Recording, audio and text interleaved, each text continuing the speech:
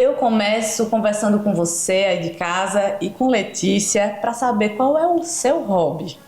Qual é o seu hobby, Bá? Comece por você. Tá certo.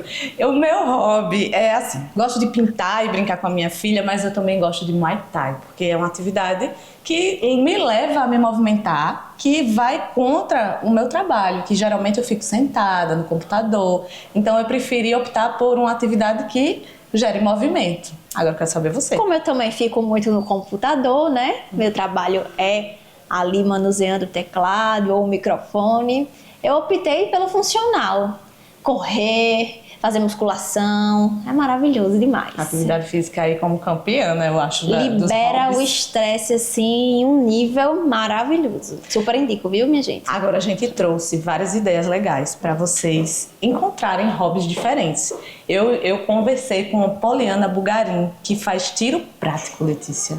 Foi uma experiência incrível. Até eu atirei, viu? Eu e o nosso cinegrafista. Vocês vão ver aí, viu? Aguardem. Meu Deus, tô louca pra ver.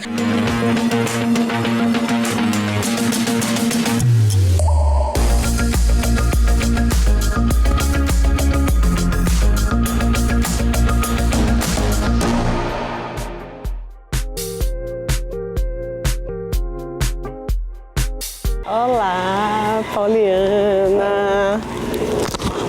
Seja bem-vinda. Obrigada por ter aceito o convite, né? Primeiramente, o Elas por Elas é honrado em te ter aqui. E a gente falando hoje sobre hobby, viu, Poliana? E o seu hobby bem peculiar, né, que você escolheu.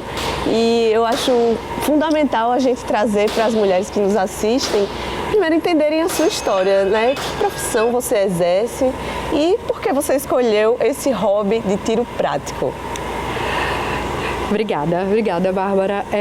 O prazer é todo nosso receber o seu programa aqui, recebê-los e falar um pouco sobre o tiro esportivo. Eu sou policial, mas desde que eu era pequenininha, a gente atirava muito lá na minha casa com uma espingarda de pressão. E meu pai fazia umas competições.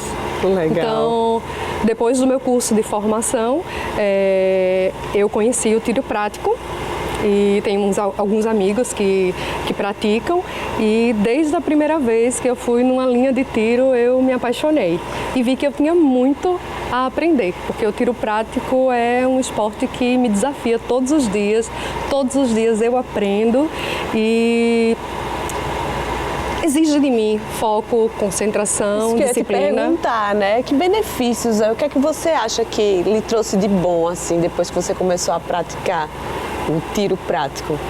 Olha, eu hoje em dia tenho muito mais concentração e acredito que tenho muito mais equilíbrio emocional diante de algumas situações, porque na linha de frente, quando você vai atirar, quando você está competindo, você precisa ter muito foco, muita concentração, velocidade, e naquele momento de estresse, de competição, que causa sempre uma adrenalina na gente, a gente precisa se manter equilibrado e focado. Então, as práticas de respiração consciente, e isso veio para a minha vida. Acredito que tanto na minha vida profissional como na minha vida pessoal, eu consigo ser uma pessoa mais equilibrada, mais ponderada e mais concentrada.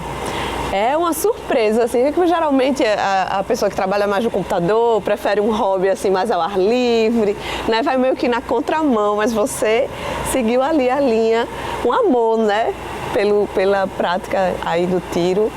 E eu queria saber se você, pelo fato de você ser mulher, existiu algum preconceito, algum obstáculo, algum desafio, só pelo fato de ser mulher? Um ambiente tão masculino, né? O ambiente do tiro prático, ele é majoritariamente masculino, mas como todos os outros esportes, isso vem mudando. Isso é um estigma que já vem sendo quebrado. Nós temos excelentes atiradoras, e isso me inspirou também. Nós temos campeãs aqui que saíram daqui de Alagoas, então isso é muito inspirador. Então aqui no Tiro Prático a gente se sente assim, em casa, numa família, é um ambiente acolhedor, eu aprendo todos os dias, eu estou convivendo semanalmente com os melhores instrutores do estado, como o Flávio, conhecido como Flávio Matuto, que é o proprietário desse clube, então ele dá instrução no país inteiro. Então foi bem acolhida, né? Fui muito bem acolhida e isso foi mudando completamente e hoje em dia a gente recebe muitas mulheres aqui. E quantas horas mais ou menos você pratica por semana para desestressar, vamos assim, descontrair? Qual é a sua frequência aqui dentro? Olha, semanalmente nós estamos treinando aqui no clube, só que a gente também treina em casa. A gente faz tiro a seco em casa, empunhadura, a própria meditação, a musculação faz parte. Eu faço pilates também, então faz parte desse conjunto para que o esporte se torne assim mais fluido. Perfeito. E para a mulherada que está em casa, que tem interesse, que despertou a vontade, não tem coragem, o que é que você diria para cada uma dessas mulheres? Que procure um clube sério, claro, instrutores capacitados e que venham assim com muita curiosidade, porque é um ambiente extremamente acolhedor. Para mim, como mãe, me fez superar vários estigmas também, que depois que a gente é mãe, eu tenho um filho de 13 anos que ainda exige muito de presença, então que venham quebrar esse estigma, porque para mim foi uma superação. E que o clube aqui está de portas abertas para receber todas as mulheres e que elas venham se desafiar e que venham com muita curiosidade, porque a gente tem muita coisa para aprender. E você se sente uma mulher empoderada pelo fato tanto de ser policial quanto de praticar o tiro prático, de exercer o tiro prático? Você acha que isso é um símbolo de força, vamos dizer assim? Porque exige coragem, exige uma quebra de tabu, não é?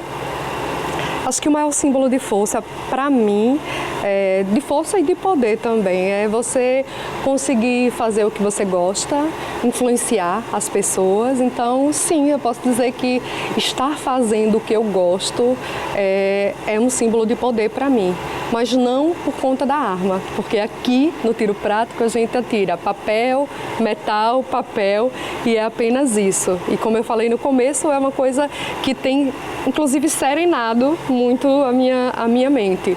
Então, acredito que é um símbolo, sim, de poder. A partir do momento que você faz o que você gosta, você influencia as outras pessoas na não violência e na cultura de paz.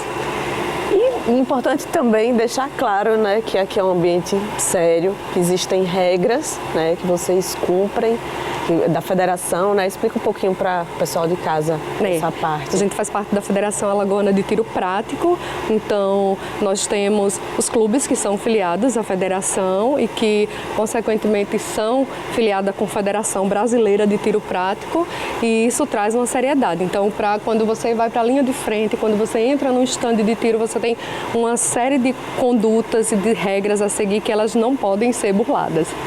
E isso é a disciplina do esporte. Eu agradeço. Vamos agora na prática ver como é que é. Vamos ver como é que é isso aí. Vira. Relaxa. Fogo.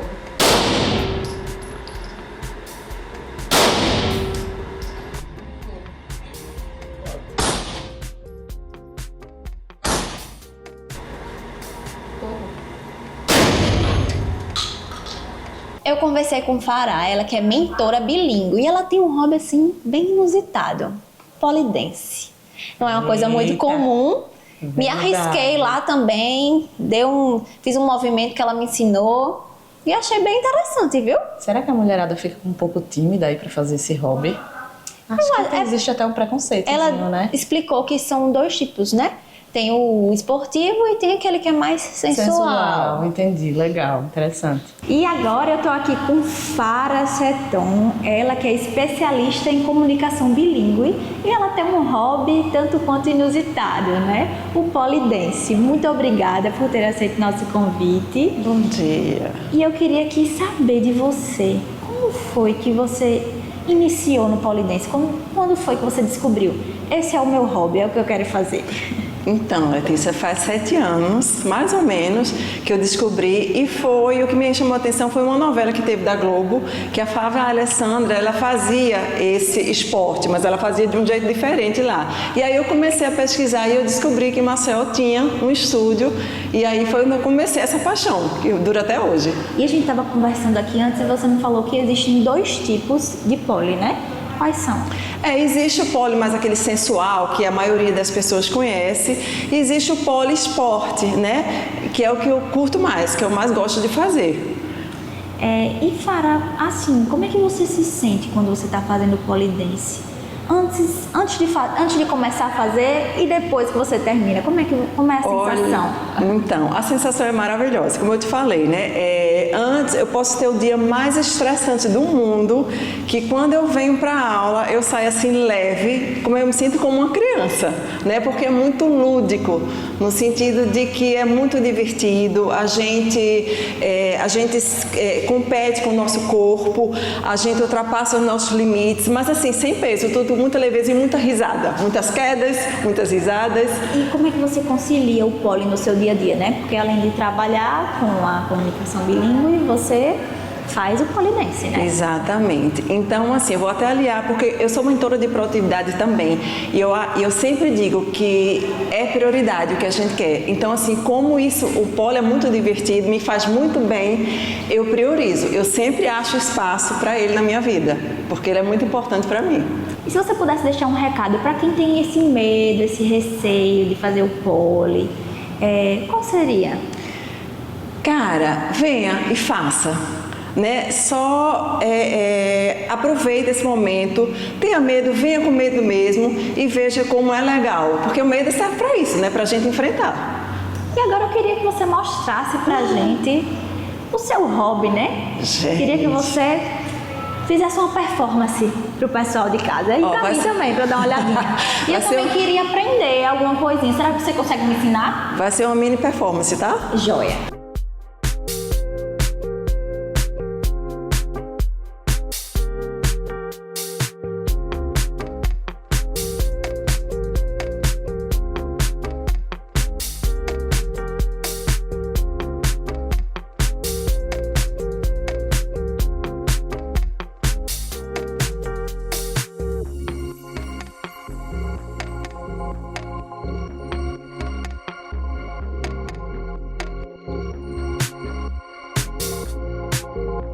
E agora, Farah, eu quero que você me ensine alguma performance, porque eu quero aprender.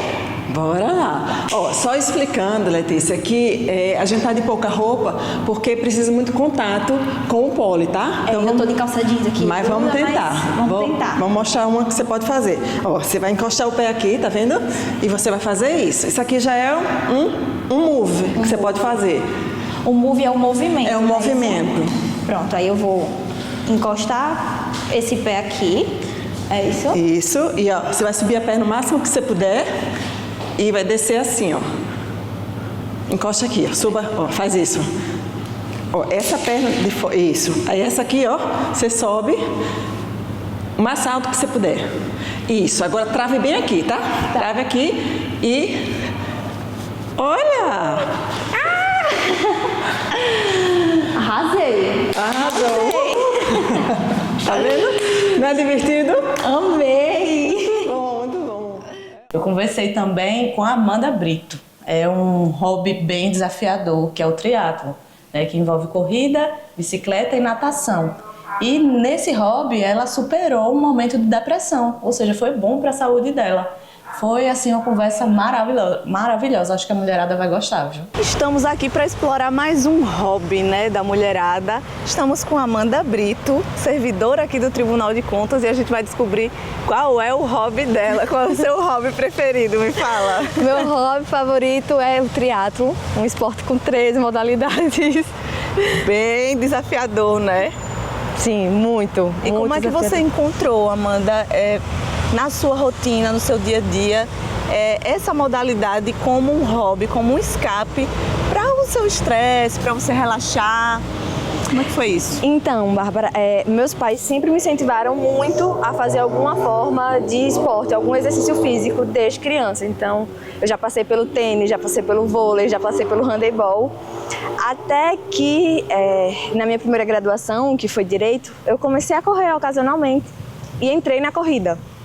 Da corrida, eu passei por vários episódios de altos e baixos, lesões. Na pandemia, entrei em depressão. E correr se tornou realmente um escape, até que se tornou insustentável. E eu descobri o triatlo. Fui assistir uma prova de triatlo aqui e me apaixonei. Aí não tive muita reflexão, fiz, vou comprar uma bicicleta, comprei uma bicicleta mais simples, comecei a nadar no mar, nossa, eu era terrível.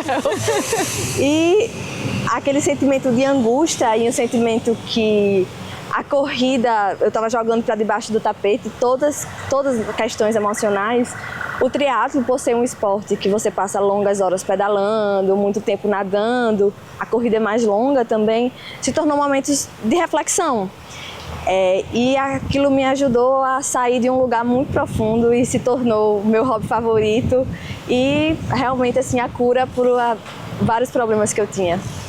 Você saiu então da corrida, assim, já se inscreveu no evento, já encarou de cara não, né? Não. Dei uma treinada antes, levei umas quedinhas da bicicleta, nada demais.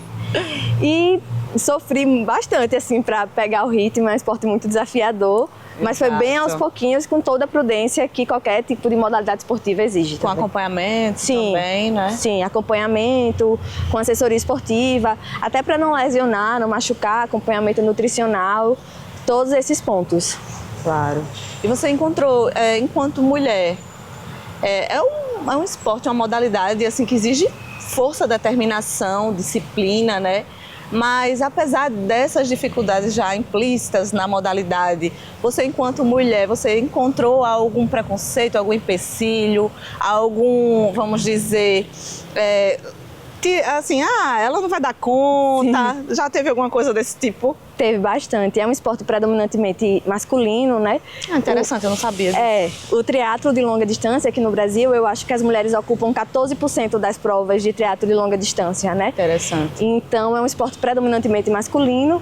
Nos últimos anos, o índice de mulheres no esporte tem crescido bastante, mas tem todo um preconceito, né, em relação ao nosso desempenho. Então, uma mulher, quando ela se destaca nesse esporte, ela normalmente é comparada com um homem. Nossa, ela pedala que nem um homem, ela corre que nem um homem. Entendi. E, na verdade, mulheres fortes pedalam mais que certos homens e correm mais que certos homens. Então, a maioria das pessoas, às vezes, fala isso até como elogio, mas não é um elogio, né? Pedala como uma mulher. Pedala como uma mulher. Determinada, que treinou, né? Que está com o físico em dia. Exatamente. E fora isso, tem todas as outras questões fisiológicas mesmo, né? Do nosso período menstrual, todas aquelas fases que temos, se torna mais desafiador, muito desafiador. E as questões também sociais, né? Que normalmente nós mulheres temos mais demandas domésticas, precisamos dar conta de muito mais coisa. E isso acaba gerando um distanciamento do esporte, né? Mas o ponto positivo é que mulheres sempre apoiam outras mulheres, né? Eu tive a sorte de contar com muitas mulheres que se tornaram amigas, parceiras de treinos e grandes incentivadoras. Que legal, tem essa parte social do hobby que também vira uma comunidade ali, não é? Vira uma grande família, né? Porque a gente acaba passando em torno de 15 a 20 horas semanais juntos, então... Perfeito, isso que eu já ia perguntar. Você é mãe? Não. Invadindo sua vida pessoal aqui, você não é mãe. Não sou mãe. Mas você tem sua profissão, você tem suas atividades. E encaixar isso na sua rotina, como é que é? Quantas horas você falou? Depende do momento de treino que a gente tá, mas se é mais perto da competição é mais intenso. Mas é em torno de umas 15 a 18 horas semanais, podendo chegar a 20 horas semanais. Nossa, é bastante, viu? E aí tem todas essas questões, né, dos nossos relacionamentos afetivos, familiares, a nossa vida social e, como você disse, né, profissional também, acadêmica. Então, é um malabarismo. Hoje mesmo eu acordei 3h50 da manhã. Nossa! Mas a gente tenta, assim, né? Eu acho que, até o que a gente estava conversando antes, né? O hobby, ele funciona justamente como esse alívio da nossa rotina puxada e como justamente um momento de relaxamento, né? Um momento de contemplação com você mesmo. É algo feito sem pressão nenhuma, né? Você Exatamente. faz por prazer, você faz sem pensar em ganhar dinheiro com aquilo, você faz sem pensar em desempenho. E eu queria, pra gente finalizar nossa conversa maravilhosa, eu tô amando, por mim eu ficava aqui, ó, tempão. Mas uma mensagem de incentivo e motivação para as mulheres que estiverem nos assistindo a iniciar essa modalidade tão desafiadora. Não tem muita dor de cabeça. Existem distâncias menores no triatlo. Então, sempre comece com prudência, sempre comece com distâncias menores. Se apoie em outras mulheres que já praticam esse esporte, né? É um caminho lindo, é realmente muito desafiador. É muito difícil você se adequar a essa rotina, mas você cria uma segunda família, você cria uma relação com você mesma muito mais gostosa, de você nutrir o seu corpo através dos alimentos, de você descansar e de você valorizar aquele momento que você tem com seus familiares e seus amigos. E puxando mais para esse lado aí da depressão que você falou, eu conversei com a psicóloga Rafaela Duarte. Ela trouxe esse lado mais clínico do hobby, né? Como ele ajuda as pessoas a saírem da sua zona de conforto. Ela usou uma frase que me chamou muito a atenção, que o hobby, ele é a brincadeira do adulto. E agora eu tô aqui com a Rafaela Duarte, ela que é psicóloga, para tirar algumas dúvidas sobre o famoso hobby. Obrigada, Rafa, por ter aceito nosso convite, e eu queria saber de você. Vamos dar uma definição para o hobby, para quem não sabe, para quem está em casa. O que é o hobby? Queria agradecer primeiramente, mais uma vez, Letícia, o convite para falar de um assunto tão importante e ao mesmo tempo tão negligenciado, né? O hobby. O hobby é tudo que você faz por prazer, simplesmente por fazer. Você não faz porque você vai ter algum ganho, algum benefício ali financeiro, você não tem uma pressão para fazer, você faz simplesmente porque você gosta, porque vai lhe trazer algum bem-estar.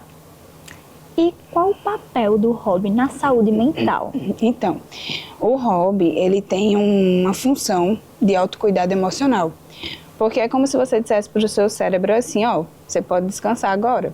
Você não está sob uma pressão, você não está sendo avaliado, não existe ali uma cobrança prática, sabe? Um chefe, uma meta, um prazo. Você está fazendo só porque você quer, porque é importante para você estar ali sentindo aquele prazer, fazendo algo que você gosta, simplesmente por ser. E o hobby, ele nos conecta com a nossa humanidade, porque a gente não precisa estar fazendo por obrigação. A gente está fazendo só porque a gente escolheu. E isso fortalece demais a nossa autoestima. Porque a gente está fazendo uma coisa só porque a gente quer. A gente não está fazendo para agradar alguém ou porque alguém está mandando. A gente está fazendo porque a gente está escolhendo fazer, entende? Então, isso é extremamente saudável para a nossa saúde mental. E eu lembro, a primeira coisa que quando eu fui numa psicóloga, né, eu busquei a terapia e aí ela disse assim para mim, procure alguma coisa que você goste de fazer. Um hobby, né? Uhum. E eu me descobri, hoje eu faço funcional, isso faz muito bem para minha cabeça, para ansiedade, a qualidade do sono é outra.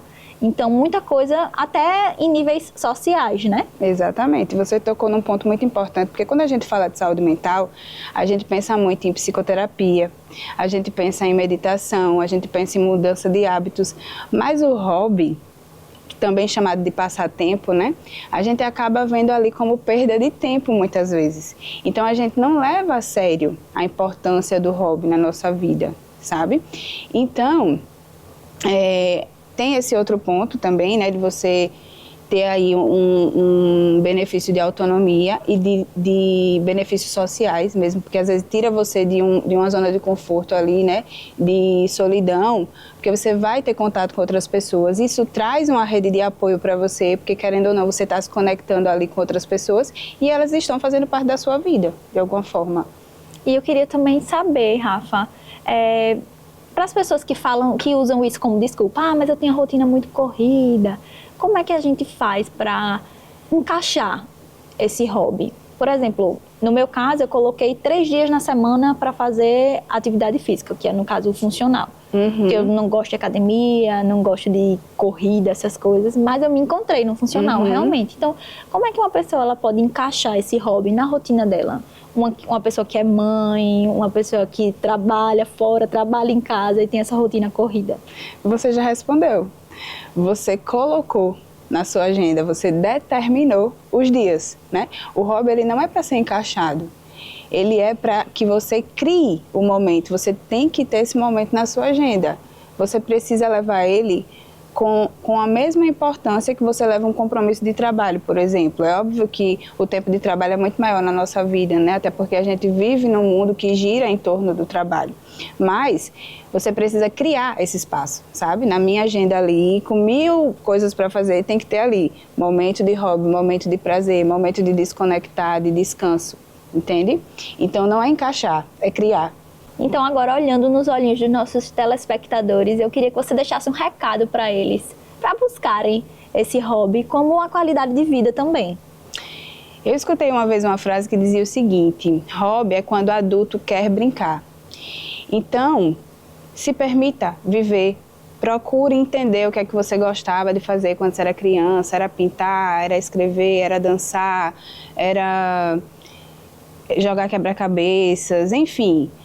Volte atrás, tente novamente e se permita viver, porque o hobby é isso, é a gente não viver para produzir, viver só para ser.